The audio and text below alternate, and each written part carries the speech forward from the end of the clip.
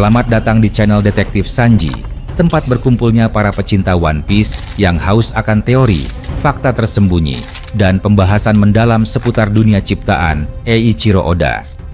Di sini, kami tidak hanya mengikuti alur cerita, tapi juga menganalisis setiap petunjuk, menghubungkan fakta-fakta kecil yang sering terlewat, dan mencoba memecahkan misteri besar seperti siapa Joy Boy sebenarnya, apa tujuan sejati pemerintah dunia, hingga sejarah abad kekosongan yang selama ini ditutupi. Setiap video di channel ini disusun dengan riset yang mendalam, sudut pandang kritis, dan tentunya semangat nakama sejati.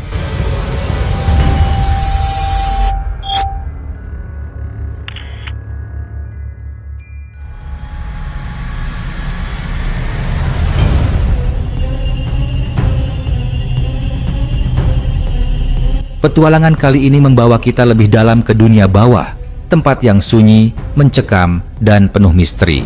Dunia di mana langit tak pernah tampak dan hanya suara langkah kaki, serta napas tertahan yang terdengar bergema di lorong-lorong batu kuno. Luffy dan kelompoknya kini melanjutkan perjalanan berat mereka menuju dunia matahari, sebuah wilayah mitos yang selama ini hanya diceritakan dalam legenda-legenda kuno para petualang. Mereka tidak berjalan sendirian. Di antara mereka ada sosok tua namun penuh wibawa, Gaban. Dengan mata tajam dan suara berat, ia mulai menjelaskan sesuatu yang krusial. Teknik untuk menghadapi makhluk-makhluk yang tak bisa mati hanya dengan luka fisik. Raksasa iblis dengan kemampuan regenerasi mengerikan. Gaban menyebutnya Busoshoku Haki yang terfokus, kemampuan tingkat tinggi untuk menyalurkan kehendak dan kekuatan spiritual secara terarah pada titik vital lawan. Namun, waktu dan situasi tidak berpihak. Sejauh ini, belum ada satupun raksasa iblis yang mereka temui kembali. Gaban pun menghela napas berat, menyadari bahwa ajarannya belum bisa langsung diuji. Sepertinya kalian harus mempelajarinya di tempat pertempuran nanti, ujarnya dengan nada getir namun tegas. Suasana di sekitar mereka seketika menjadi lebih sunyi, seperti dunia pun menahan napas. Loki, yang selama ini jarang berbicara, akhirnya angkat suara. Ia menambahkan bahwa memang teknik ini bukan sesuatu yang bisa dikuasai hanya lewat teori. Dulu, ia sendiri menguasai teknik itu di tengah medan perang yang brutal. Ketika Raja Harald dan pasukan raksasa iblisnya menerjang, Loki terpaksa menemukan kekuatan terpendam dalam dirinya. Tidak ada pelatih, tidak ada waktu untuk belajar, yang ada hanya ketakutan, dan dari ketakutan itu, kekuatan muncul, katanya. Semua yang mendengarnya terdiam, terpaku antara rasa kagum dan rasa gentar. Sementara itu, jauh di atas sana, di wilayah dunia matahari, kekacauan telah mencapai puncaknya. Sekolah Walrus, tempat yang dulunya damai, kini menjadi ladang pertempuran antara pasukan elit, monster mimpi buruk, dan raksasa iblis ciptaan Imusama. Kehancuran terlihat di mana-mana, bangunan roboh, tanah yang pecah akibat serangan, dan langit yang dipenuhi asap hitam. Gillingham, sosok biadab yang bisa menciptakan monster dari mimpi buruk, telah melepaskan teror tanpa henti. Tidak hanya itu, Imusama, penguasa kegelapan sejati, juga telah mengaktifkan raksasa-raksasa iblis ciptaannya yang kini mengamuk tanpa kendali. Di tengah kekacauan itu, muncul seorang bangsawan dari dunia langit.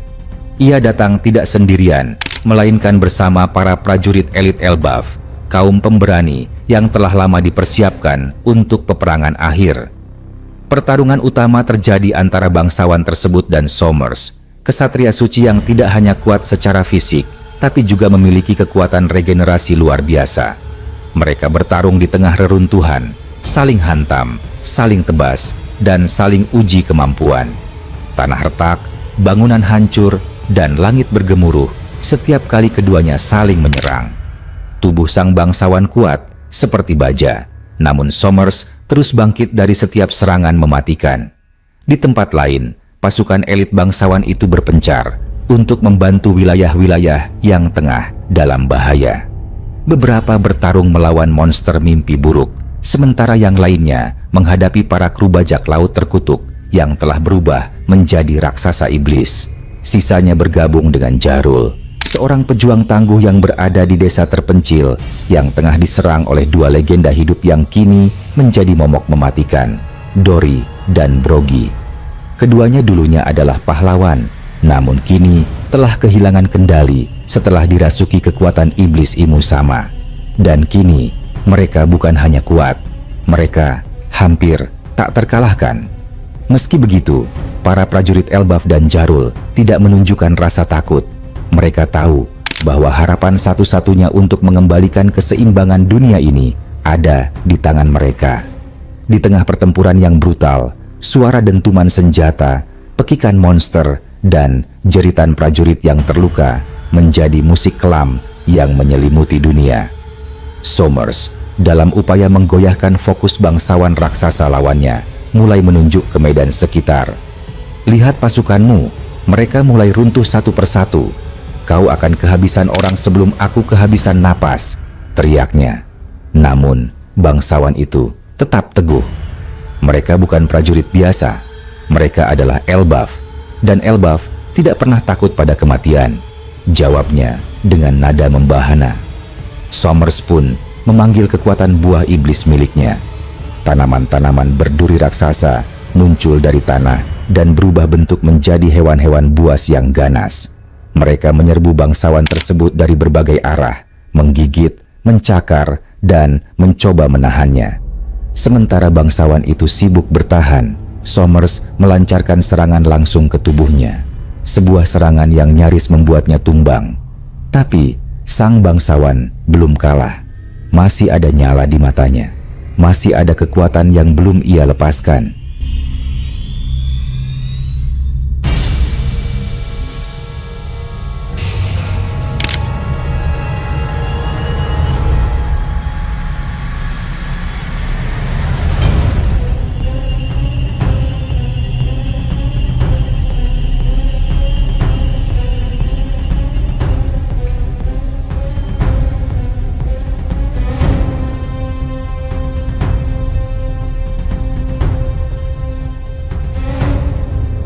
Di sisi lain dunia matahari, Robin tengah bertarung sengit di perpustakaan burung hantu yang kini terbakar hebat. Kepanikan mulai merayap di hatinya, apalagi melihat Frankie dan Jinbe yang tengah berusaha mengatasi Gillingham. Robin memutuskan untuk membantu, menciptakan tangan raksasa dan melempar Gillingham agar Jinbe bisa menyelamatkan perpustakaan dari kehancuran total. Namun, musuh itu tidak mudah dikalahkan. Dalam sekejap, Gillingham kembali dan menyerang dengan trisula energi gelapnya, membuat Robin dan Frankie terhempas ke dinding. Meskipun begitu, keduanya bangkit kembali. Luka hanya memperkuat tekad mereka.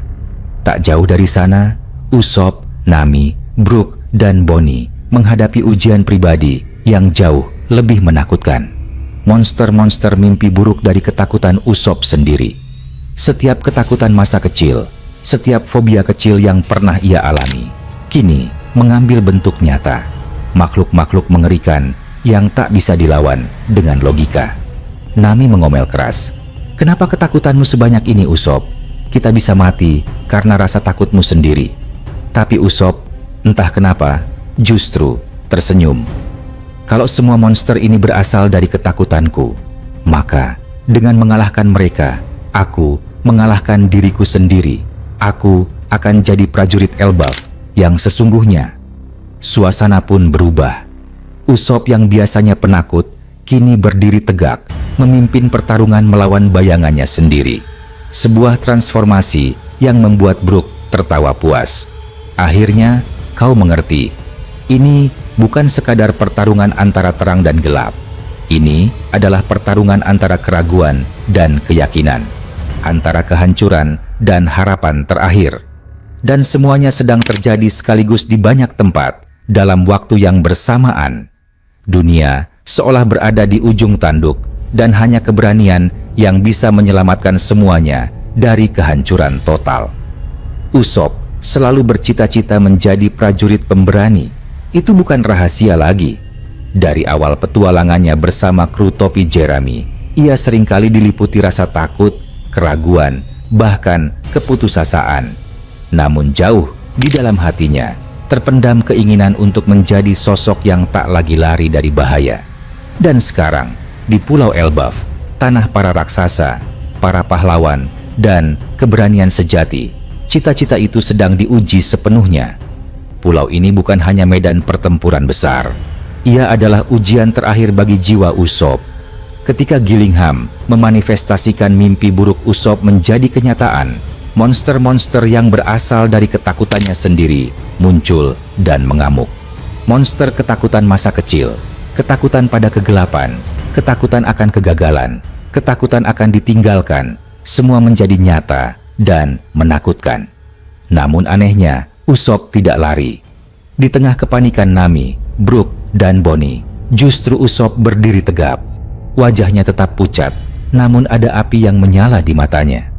Kalau semua ini berasal dari ketakutanku, maka inilah saatnya aku menghadapinya langsung. Bukan dalam mimpi, bukan dalam bayangan, tapi dalam kenyataan. Katanya dengan suara bergetar, namun penuh tekad. Kalau aku bisa menaklukkan mereka, aku akan jadi prajurit sejati, prajurit pemberani dari Elbaf. Brook tertawa dan berseru, "Kau akhirnya mengerti, Usopp. Inilah waktumu bersinar." Pertarungan pun dimulai, bukan sekadar melawan monster, tapi melawan diri sendiri. Dan disinilah langkah awal dari perubahan besar Usopp dimulai. Sementara itu, di sudut lain, Pulau Elbaf, kekacauan masih menguasai desa tempat Jarul berada. Para prajurit elit yang semula datang untuk membantu, satu persatu telah tumbang di tangan dua raksasa legendaris yang kini menjadi iblis, Dory dan Brogy. Bahkan, para prajurit biasa yang sejak awal berdiri di samping Jarul kini tak lagi bangun. Darah dan debu bercampur di tanah. Langit pun tampak semakin suram. Jarul, satu-satunya yang masih berdiri, berdarah, lututnya gemetar, dan tangannya mencengkeram senjata terakhirnya. Saat Dory dan Brogy melompat bersamaan ke arahnya untuk menyerang dari dua sisi, Jarul hanya bisa berbisik pada dirinya sendiri. Sepertinya, akhir hidupku yang panjang ini telah tiba. Namun, bukan ketakutan akan kematian yang mengganggunya, melainkan nasib para penduduk Elbaf yang tidak punya siapa-siapa lagi untuk melindungi mereka.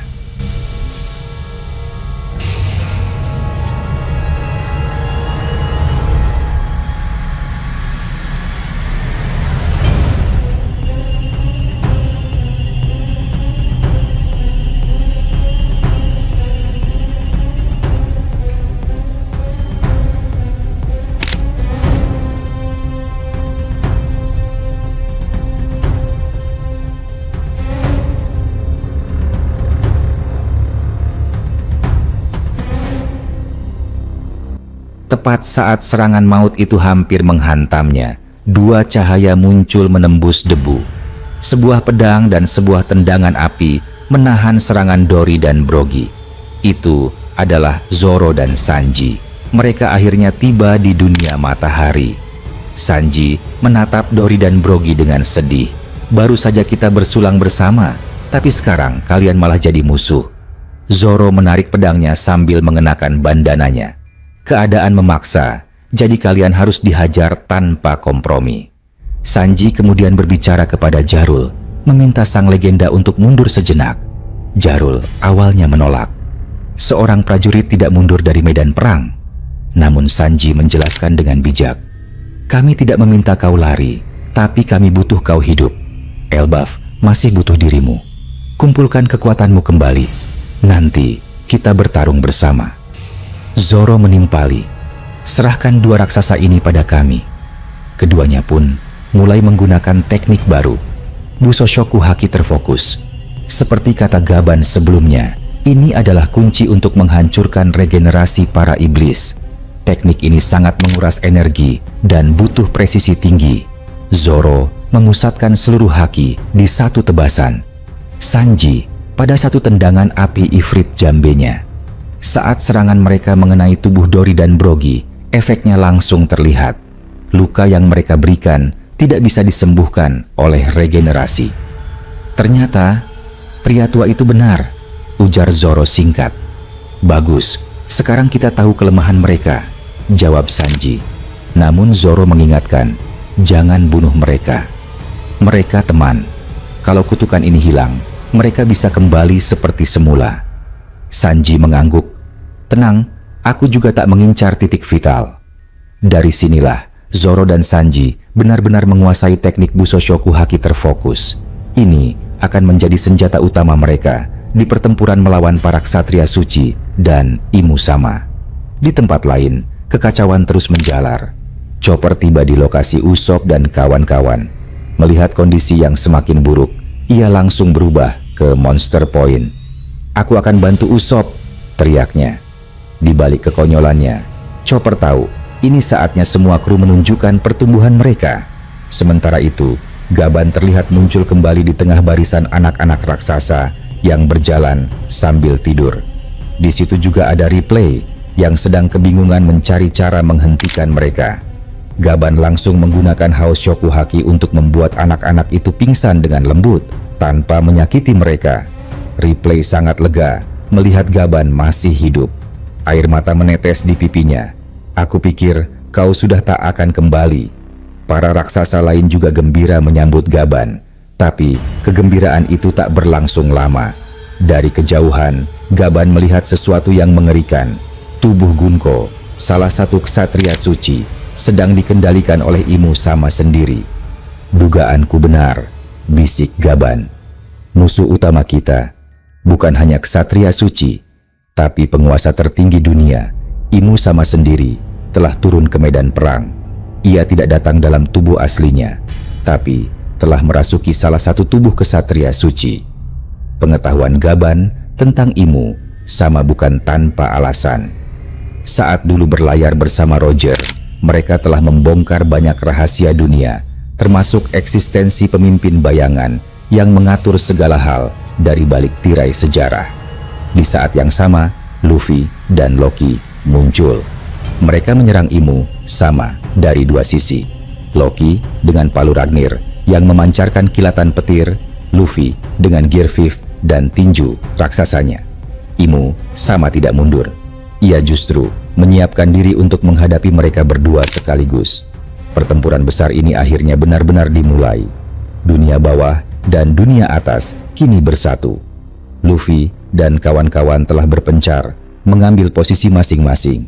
Bukan karena mereka terpisah, tapi karena strategi. Mereka tahu pertempuran kali ini terlalu besar untuk ditangani dalam satu kelompok. Mereka tak lagi sekadar kelompok bajak laut. Mereka adalah simbol harapan bagi Elbaf dan mungkin untuk seluruh dunia. Dan itu tadi bagian-bagian paling menegangkan dari chapter 1152. Pertempuran masih panjang dan pertaruhan nasib dunia belum menunjukkan titik terang.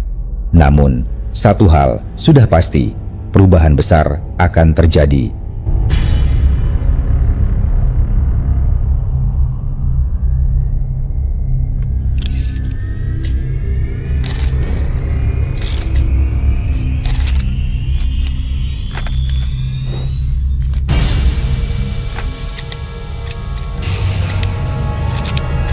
Terima kasih sudah menyaksikan video ini sampai selesai. Kalau kalian menikmati konten ini, jangan lupa klik tombol like, tinggalkan komentar di bawah. Karena semua teori dari kalian juga sangat berarti dan bisa jadi bahan diskusi di video berikutnya. Dan tentu saja, klik subscribe serta aktifkan lonceng notifikasi supaya kalian tidak ketinggalan update terbaru dari kami. Sampai jumpa di video selanjutnya.